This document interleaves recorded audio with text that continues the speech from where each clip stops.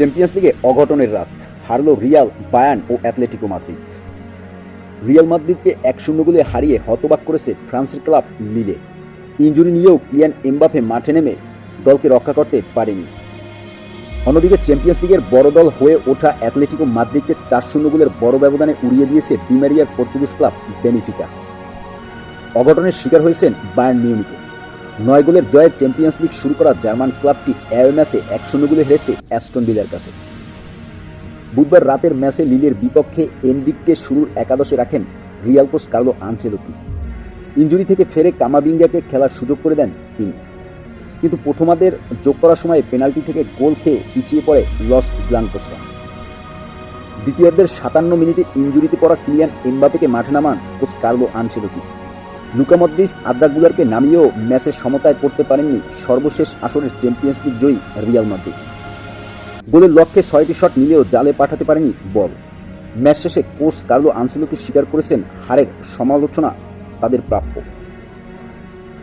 Bayern Munich 79 মিনিটে villa পার্কে গোল হজম করে ভিনসেন্ট কম্পানির দল তা আর পরিশোধ করতে পারেনি। 70% বল পায়ে রেখে 17টি শট নিয়েও হতাশ হয়েছে বাভারিয়ানরা। বেনফিকার বড় জয়ের 2 গোল এসেছে পেনাল্টি থেকে। ম্যাচের 13 মিনিটে ক্রেম আক্তেরবুল পর্তুগিজ ক্লাবকে এগিয়ে নেন। 52 মিনিটে দি মারিয়া পেনাল্টি থেকে গোল করেন। 75 মিনিটে আলেকজান্ডার বাহ ও 84 মিনিটে পেনাল্টি থেকে কোকচু গোল করেন। এদিকে জয় পেয়েছে লিভারপুল ও জুভেন্টাস। নিজেদের আঙিনায় ম্যাচে আধিপত্য করল লিভারপুল। চ্যাম্পিয়ন্স লিগে প্রথম গোলের দেখা পেলেন ম্যাক অ্যালিস্টার। চমৎকার একটি গোল উপহার দিলেন মোহাম্মদ সালাহ।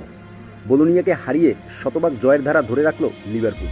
বুধবার রাতে লিগ পর্বে ইতালিয়ান দলটির বিপক্ষে 2-0 গোলে জিতেছে আর্নে স্লটের দল। শুরুতে ম্যাক অ্যালিস্টার দলকে এগিয়ে নেওয়ার পরে দ্বিতীয়ার্ধে ব্যবধান দ্বিগুণ করেন মোহাম্মদ সালাহ। এক মৌসুম পর চ্যাম্পিয়ন্স লিগে ফিরে প্রথম ম্যাচে এসি মিলানকে 3-0 গোলে হারানো লিভারপুল পেল টানা তৃতীয় জয়। লিভারপুলের প্রথম কোচ হিসেবে দায়িত্বের প্রথম 9 ম্যাচের 8টি জয়ের কীর্তি গড়লেন সল্ট। 11 মিনিটে এগিয়ে যায় লিভারপুল। সালার পাশে দূরের পোস্টে পায়ের টোকায় গোলটি করেন ম্যাক অ্যালিস্টার।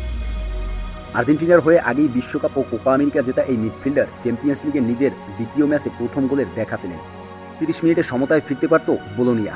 সুইস উইঙ্গার অ্যান্ডয়ের কাছ থেকে নেওয়া শট পোস্টে লাগে।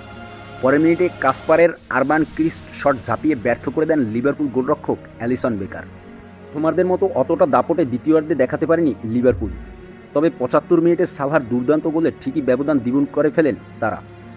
চলতি মৌসুমে লিভারপুলের হয়ে সব প্রতিযোগিতা মিলিয়ে 9 ম্যাচে তার গোল হলো 6টি, অ্যাসিস্ট আছে 5টি। চ্যাম্পিয়ন্স লিগে সালার মোট গোল হলো 49টি।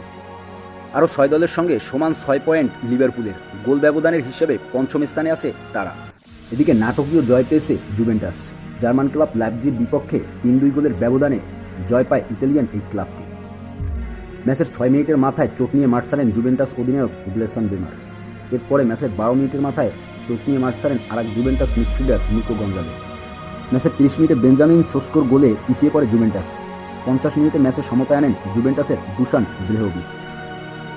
59 মিনিটে লাল কার্ড দেখে মাঠ ছাড়েন জুভেন্টাসের গোলকিপার মিশেল।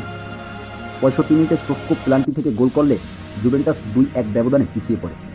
ম্যাচের 25 মিনিট যোগ করার সময় ধরলে 34 মিনিট বাকি থাকতে এক খেলোয়াড় কম নিয়ে 1 গোল পিছিয়ে থাকা এমন পরিস্থিতিতে জুভেন্টাসের পক্ষে বাজি ধরার লোক খুঁজে পাওয়াই দায়।